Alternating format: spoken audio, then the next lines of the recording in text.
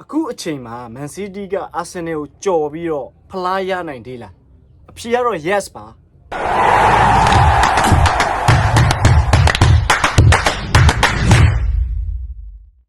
အားလုံးပဲမင်္ဂလာပါကျွန်တော်တို့ဗိုလ်ထက်ကြီးပါ Man City တင်းတွေကိုအမြဲတင်ဆက်ပေးနေတဲ့ Man City fan တယောက်ပါဗျအဲ့တော့ကျွန်တော်တို့ဒီနေ့ခေါင်းစဉ်အတိုင်းပဲ Arsenal ကိုကြော်ပြီးတော့ဖလားရနိုင်သေးလားဆိုတော့အဖြေကတော့ yes ရနိုင်သေးတယ်ကျွန်တော်ရနိုင်သေးတယ်ဘာလို့လဲဆိုလို့ရှိရင်ခုခင်ဗျားတို့ဒီအချိန်မှာပြောရတာခင်ဗျားနည်းနည်းတော့ယုံကြည်မှုလွန်ကဲနေတယ်လို့ဖြစ်လိမ့်မယ်ဒါပေမဲ့အခုကျွန်တော်တဆင်ချင်းပြောပြမယ်ခင်ဗျားတို့အဲ့ကြမှာဟုတ်လားမဟုတ်လားဆိုတာခင်ဗျားတို့လက်ခံပေးကြည့်အခုလောလောဆယ် Arsenal နဲ့ကျွန်တော်တို့ Man City က9မှတ်ကွာနေသေးတယ်တိတိကျကျဆိုလို့ရှိရင်ကျွန်တော်တို့ Man City ကတပွဲရော့ကစားထားပြီးတော့9မှတ်ကွာနေတယ်ကျွန်တော်တို့ကအဲ့တပွဲကိုနိုင်လိုက်တယ်ပဲထားနိုင်လိုက်တယ်ဆိုလို့ရှိရင်ကျွန်တော်တို့ Man City က4မှတ်ပဲကွာတော့မှာ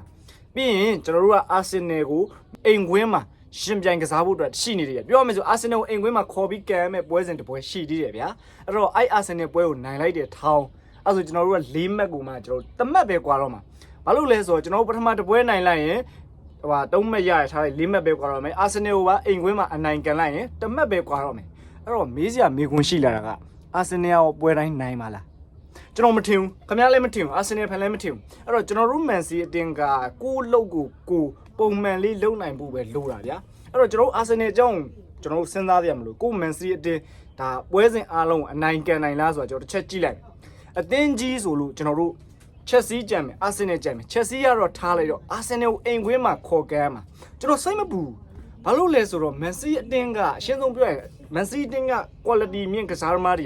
ကပွဲအခြေအနေကိုကောင်းကောင်းဖတ်တတ်တယ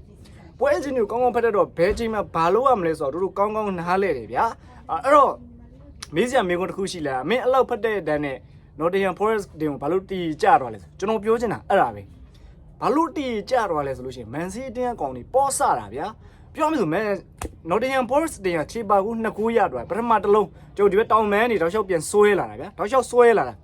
ာအဲ့ဒီနေရာမှာကျွန်တော်ပြောတာ Real Madrid က Vinicius Junior တို့ပြီးလို့ရှိရင်ကျွန်တော် Arsenal က Saka တို့အတင်းကြီးတွေဗျာတည်ရမလား Bayern Munich ကကျွန်တော်တို့ဒါ Olise တို့အဲ့လိုမျိုး Olise အဲ့လိုမျိုးဆွဲလာတဲ့ထောင်းဗျာတေးကြတဲ့ Man City အတင်းကကစားသမားတွေတေးကြပေါ့ဖောင်းလုံးမှာတေးကြပေါ့ဖောင်းလုံးမှာဘာလို့လဲဆိုတော့ဒီကောင်ကြော်သွားတာနဲ့ကျွန်တော်တို့ဒါဂိုးကပေးရတော့မယ်ဆိုတာတို့ကောင်းကောင်းသိတယ်တေးကြပေါ့ဖောင်းလုံးမှာဒါပေမဲ့ Nottingham Forest တင်ဖြစ်နေတော့ဘာလို့အဝါကက်ကြီးယူရမှာလဲဒီကစားသမားကိုငါဘာကိစ္စကြောင့်အဝါကက်ယူရမှာလဲဆိုရဲစိတ်ပေါ့ဗျာအဓိကပေါ့ဆတာအတင်းဘင်နီတို့ဘာလို့ကြော်သွားရတော့ဟာဒါငါအဝါကက်ယူလိုက်လို့ဘာမှမဖြစ်ဘူးဂုံမပေးရအဓိကဆိုပြီးတွေးမှာအဲ့လို Nottingham Forest ကကောင်ပေါ့ဆလိုက်တော့သွားရောကိုကပေးလိုက်ရအောင်ပြီးရင်အဲ့ Elliot Anderson ကန်တော့တဲ့အလုံးဘယ်လိုကန်တော့လဲဗျာဒီကိုယ်လမန်စရီအတင်းရဲ့ဒါအလေတဲ့ကြီးမှာပဲဗျာ area ထိပ်ကြီးမှာပဲ1-2ရိုက်သွားတာဗျာကလေးကစားကွက်ဘက်ဆိုပေးတယ်ပြီးတော့ပြေးလန်းချောင်းပြန်ချပြီးတယ်ကျွန်တော်တို့တောင်ကန်တတ်တဲ့အကွက် Man City ကကောင်တွေကဘာလို့မတီးပဲနေရမှာတော့ဒီလိုမျိုးကြီးကန်တော့မယ်ဆိုတာဘာလို့လဲဆိုတော့သူလည်းတီးတယ်ဘာလဲဆိုတော့ဒီ Nottingham Forest အတင်းကကောင်တော့မဂိုးလောက်ပါဘူးဆိုရဲစိတ်နဲ့ဖောင်းမယူတာပြောရမယ်ဆိုတို့ဖောင်းလုပ်လိုက်လို့ရတယ်အဲ့နားမှာဖောင်းလို့ရင်လွန်ဆုံးပြအဝါကက်ပြီးရင်ပြစ်ဒဏ်ပေါ် free kick ပဲပေးရတော့မှာဒါပေမဲ့ဖောင်းမလုပ်ဘူးဗျာကျွန်တော်ပြောတာ Real Madrid ကကစားမှာဥမာ Bellingham တို့အဲ့နေရာရသွားကြည့် Arsenal Declan Rice ရသွားကြည့် Chelsea က6ပါမတို့ရသွားကြည့်လိုက်ပြီးလို့ရှင်ကျွန်တော် Man U က Bruno Fernandes တို့ရသွားကြည့်လိုက် Liverpool ကကျွန်တော် Florian Wirtz တို့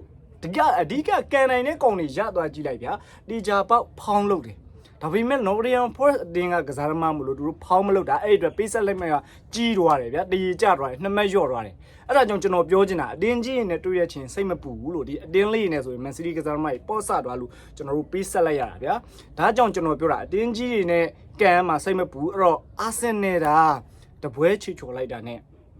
ကျွန်တော်တို့ Man City တင်ကကြော်တက်ရုံပဲဗျာအဲ့ဒါကြောင့်မလို့ကျွန်တော်လက်မလျှော့သေးဘူးလို့ပြောတာအဲ့တော့လက်ရှိအနေထားရကျွန်တော်တို့ Man City အတင်းကကဲမှာပွဲချက်တွေကအခုချိန်မှာဇက်တိုက်လာပြီ Real Madrid နဲ့ကျွန်တော်အိမ်ကွင်းဝေးကွင်း Champions League 16တင်ရှုံးတွက်အဆင့်ကန်ရမယ်ပြီးရင် Arsenal နဲ့ပဲကျွန်တော်ဖလားဘလူးပဲကန်ရတော့မယ်နည်းငယ်တကယ်ကိုစိုးရင်စရာကောင်းတဲ့အနေအထားကိုရောက်လာပြီအဲ့တော့မေးစရာမေးခွန်းရှိလာပြီကြော်ဖြတ်နိုင်မှာမလားအဖြေကတော့ yes ဘာလို့လဲဆိုတော့ကျွန်တော်ပြောပြမယ်တိုက်စစ်မှုဟာလန်ရှိတယ်ဟာလန်မရှိရင်အခုစမင်ညိုဂိုးတွင်းနေပြီ okay ကျွန်တော်ဒိုဂူဒန်ယာကလည်းပြန်တက်တာလာပြီနောက်တန်းမှာဆိုရင်လည်းကျွန်တော်ဂွီဟီကြက်ခိုင်မှုအပြည့် Remedios ရှိတယ်အဲ့ကောင်နေနာတော့ကျွန်တော်ခူစာနောက်ရှိတယ်အခု73လဲပြန်ကောင်းနေပြီအကီလဲပြန်ကောင်းနေပြီကွင်းလယ်မှာကျွန်တော်ခူစာ sorry Nico Gonzalez ရှိတယ်ပြီးရင် Rodri ရှိတယ်ဘာ ဘာမှစိတ်ပူစရာမလိုအရင်လူစင်းအကုန်အပြစ် O'Reilly ကြန့်ခံရေးကောင်းနေတယ် Foden ရှိတယ် Chucky ရှိတယ်နောက်ခံလူနေရာ O'Reilly ကစားနိုင်တယ်ပြီးလို့ရှိရင်ညာနောက်ခံလူနေရာမှာကျွန်တော်တို့ခုစာတော့ကစားနိုင်တယ်ဘလူပဲဖြစ်ဖြစ်လူစင်းကခုချိန်မှာပူစရာမလိုတော့အဲ့တော့ကျွန်တော်တို့ Man City ကြော်ဖြတ်နိုင်တယ် Premier League ကိုဒါရနိုင်တယ်လို့ပြောရင်တော့စောစောကျွန်တော်ပြောလို့ပဲအဖြေကတော့ yes ကျွန်တော်ပြောတဲ့အချက်တွေပေါ်မူတည်ပြီးတော့ကျွန်တော်တို့ Man City ကိုယ့်အလုပ်ကိုယ်တာကောင်းကောင်းလုပ်နိုင်ကြရင်ဒီကြပါ Premier League Champion ဖြစ်တယ်ဗျာ